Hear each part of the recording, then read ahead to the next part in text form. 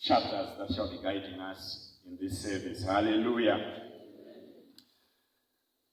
So we have read from the book of Genesis, and then we proceeded to read from the book of Romans. And the title that I derived out of those two areas is Standing on the Promises of God, or just standing on God's promises. Hallelujah. So that's the theme that I shall be speaking around right through this whole sermon.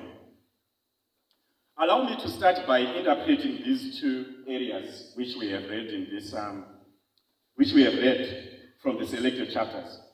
So first we read from the book of Genesis, where God was speaking to Abraham.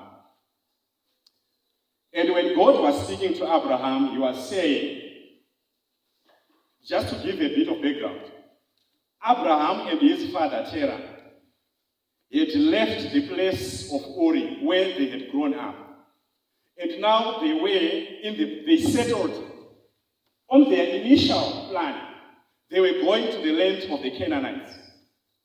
But on the way, they then decided to settle in Haran before getting into the promised land. Now, when they had settled in the land of Haran, that's where the Lord speaks to Abraham, commanding him to leave his own family and then to go to a place which God was to show him. And then, with his departure being presented by God as a condition for the blessings that would come later, God says, if you leave your people and everything that defines your people, I'm going to bless you. Hallelujah. And then in the promises, we find three key things being promised. God promises him land. He promises him again a nation.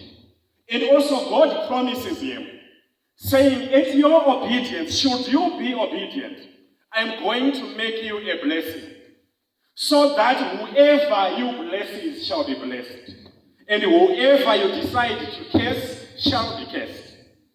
And usually it is upon that foundation that some nations today tend to believe that whichever nation curses the present day Israel stands to be cursed. And also whichever nation chooses to bless and recognize the modern state of Israel automatically attracts the blessing of the Lord.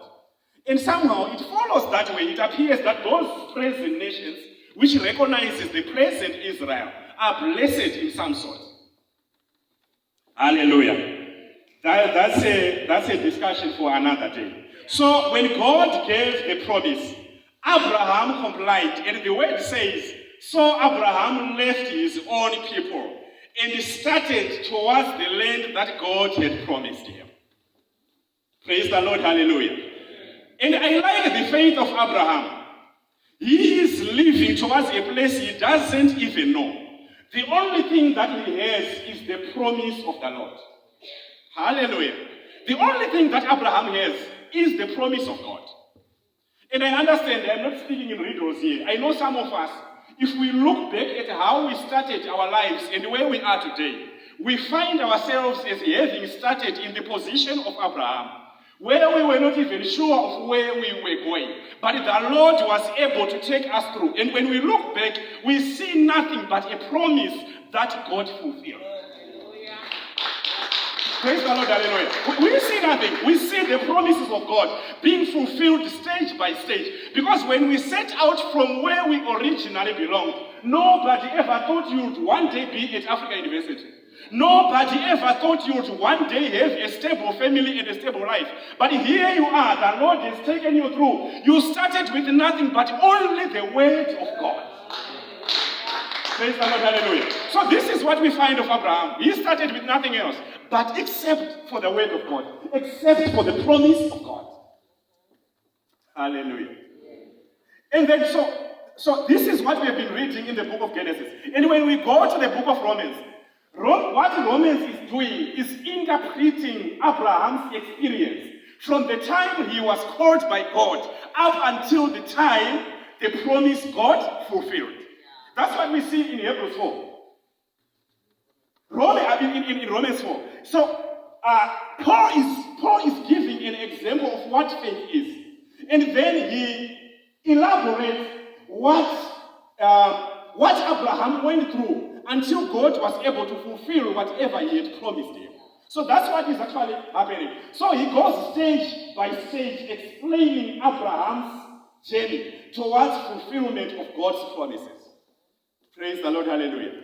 So that's why I have chosen to have this theme as standing on the promise of God. Because why? We have got an example of Abraham here who stood at nothing except the promise of God. He stood for nothing except the promise of God. I always say when I preach, life is so spiritual than physical. Hallelujah. Life is so spiritual than physical. That's why whatever we do in the physical world cannot guarantee our success even in the physical world. Amen. And if we read the word of God, at one point, the word says even money would fail. Even money would fail. So life is so spiritual. We may appear like we are so physical, but at some point we need to get back to where we belong. We are more spiritual than physical. Praise the Lord, hallelujah. May we wave our hands to the Lord, hallelujah. Yeah, so that I don't face all holy faces here. You need to smile at the word of God, hallelujah. So Abraham, when God spoke to Abraham, he had done with Abraham's life and finished it in the spiritual. And what Abraham was supposed to do was to walk his life in the physical, trusting in that which has been said in the spiritual by God. So this is the journey that we then see being elaborated in the book of Romans. That Abraham trusted God. And we see almost an equivalent of this in the book of Hebrews 11, where Abraham is mentioned among the heroes of faith. They also take us through the journey that Abraham went through, from being promised up until he handled the promise of God. Hallelujah.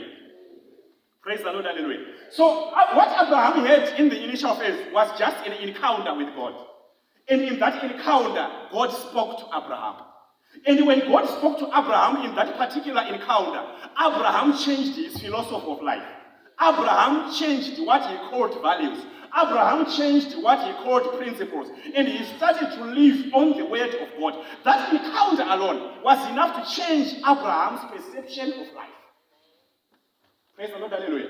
When we have an encounter with God, as is the case with Abraham, our values do change. Our principles do change. And what we value do change. We start to build an invisible pillar of principles. Hallelujah. An invisible pillars of faith, which we can't even see. But we have them in our subconscious mind to say, whatever I go through, this is who is me. Glory be to God, hallelujah. Let me explain a bit here. And say, when we have an encounter with God, when we have that inner conviction that God is going to be my guide for the rest of my life, we assume certain principles that resides at the back of our minds, that resides even in our hearts. And we'll always find ourselves falling back on those principles. Whatever we face in this life, we'll find ourselves having that as a point of reference. This is what we have here with Abraham. When he encountered God, he had a new set of principles which were able to take him 25 years still worshiping God, but without his promise being fulfilled. God promised him at 75 years that you shall be the father of many nations. Hallelujah. And then 25 years, Abraham had nothing but the promise of God. When God speaks, fulfillment of the promise is not instant. You can still be required to do whatever everyone else is doing. But still the promise is yet to come. 75 years, God speaks to Abraham. And for 25 years, Abraham is holding on to the promise. And I like Jehovah because he doesn't give up or keep quiet on Abraham. During the 25 years, God was still speaking. Praise the Lord, hallelujah. Yeah, God was still speaking. You are going to be a father of many nations. Year 1 is gone. You are going to be a father of many nations. Year 2 is gone. Up to year 25, and Abraham is holding on to that promise. I know that Jehovah who took me out of the land of Haran. He was so practical then. He will still be practical even forever. Praise the Lord, hallelujah. That's what Abraham was going through. He had this conviction in him. He held on to his God. And as a reward to that faith, God made sure to continuously speak to him up until a time when the promise would come to fruition. Praise the Lord, hallelujah. Praise the Lord, amen. So we want to thank God. And if you look at the promise, from Genesis chapter 12 to when Abraham passes on around Genesis 22, the nature of God's promises to Abraham were not all positive. God was promising Abraham both the depths of life and the heights of life. Which means it is not always the case that when we face challenges, it's the devil. It's life by design of God. Amen.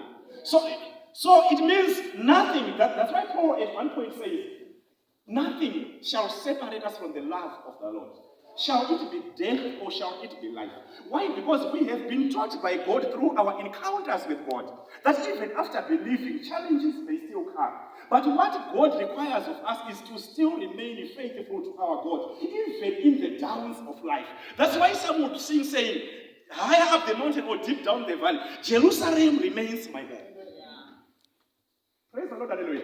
So I sometimes laugh with people to say, we may talk, we may jump, we may laugh, but we know the systems that has groomed us to be who we are today. And whatever comes our way, we still fall back on those very principles. They have been practical and they've been life-changing. We are so sure that whatever we face today, Jehovah who took us back then is able to take us far even now. Glory be to God, hallelujah. You know, may the Lord help us. We need to be a people who are able to stand. Sadness may endure for the night, but joy comes in the morning. And the promises are those who are for those who are able to wait, who are able to stand. After having done everything, to stand. Hallelujah. After having done anything, to stand. When you see us operating in the physical, never think that this is where our life is banked. Never. Our lives are banked in the spiritual. We have got a God that comes down in the very hour of need. And in the twinkling of an eye, he transforms lives. Praise be to God, hallelujah. Amen. So Abraham, for 25 years, he was waiting on the promises of God. And during that long wait, he had the ups of life, and he also had the downs of life. This is the very period during which Abraham was promised that your children shall be captives in the land of Egypt. That's a great promise. But Abraham said, oh God, let thy will be done. Praise the Lord, hallelujah. That's what I like. You know, challenges may come in life. Goodness of life may come in life. But let both be according to the will of God. At one point, Jeremiah had a challenge. But David had a challenge. He was faced with an army. And God, he had sinned against God. And then God gave him an option. Do you want to fall into the hands of men, your enemies, or you want to fall into my hands? And Jeremiah said, and David said, God, it's better I fall in your hands, because I know if I fall in your hands, I will still rise up again. But if you fall and you are crushed in the hands of men, that's it. So, despite what we face in this life, a wise person is the one who remains with his life in the hands of the potter. So, Abraham, when things were bad, he made sure that his life remained in the hands of the potter. If you are crushed in the hands of the potter, don't worry. He owns the body parts. He will go back to the manufacturing room and recreate you. Praise the Lord, hallelujah. Yeah, but who to those who fall in the hands of? Praise be to God, hallelujah. Praise the Lord, hallelujah. So I want to challenge you this afternoon. This morning, I mean. That like Abraham, I'm used to preaching in the afternoon. So, Just like Abraham, hold on to your faith. Hold on to your faith. Hold on to the promises of God. I'm about to conclude. Hold on to the promises of God. As you do your work, as you go about your daily chores, hold on to the promises of God. Don't be swayed by what you face along the way. Students who are studying, don't be swayed. Don't be swayed by what you face along the way. You know, blessed are they who trust God even in the areas of their faith. Are we there? Blessed are they. You know, this thing I can do without anyone helping me. And in it, you still trust the Lord. That way you are blessed. So in the very things that you know you are good at, trust in the Lord. Lean not on your understanding. And God amplifies that everyone else is doing. But whatever you are doing, God will amplify it. Trust in the Lord. Trust in the Lord. Praise the Lord, hallelujah. Praise the Lord, hallelujah. So Abraham had to wait for a long time, but still believe in God. And it is that explanation which we are seeing in the book of Romans. That against hope, Abraham walked. Against hope, Abraham walked. God is looking for such type of a Christian. For such type of a Christian, who against hope can still hope. Who, when it is justified to quit, can still believe. Who, when everyone else is running away, can still face the enemy. Who, when it is justified to say, I'm quitting, you still say, I know, I'm going on. God is looking for such type of a people. In whatever you do, in whatever you are facing. And let me conclude by saying, when Abraham was going through whatever experiences during the 25 years of waiting, and it's even more than 25 years of waiting, because now Abraham has become our father of faith. So we are the offspring of Abraham. When God told him, you shall be the father of many nations, he showed him the stars in the sky, being the distant children, who include us, who by faith will become the children of Abraham. And then his immediate ones, which was the sand. Look at the sand of the sea, so shall your offspring be. Which explained those who were to come out of his loins. Praise the Lord, hallelujah. And it took forever, even up to now. The promise is still being fulfilled. And Abraham is counted among the heroes of faith. So whatever it takes to wait, please wait. Whatever it takes to stand, please stand. Whatever it takes, just stand. I cannot pick whatever you are going through as an individual. You are believing God for the better. Still remain believing God for the better. Never mind how long it takes, still believe God for the better. Praise the Lord, hallelujah. And when you find it going tough, we are about to pray. When you find it going tough, remember the battles that you have won before. You did not win by your own. You were with God. And the God who was with you then is going to be with you in the battles to come. In the name of the Father, the Son, and the Holy Spirit. Amen.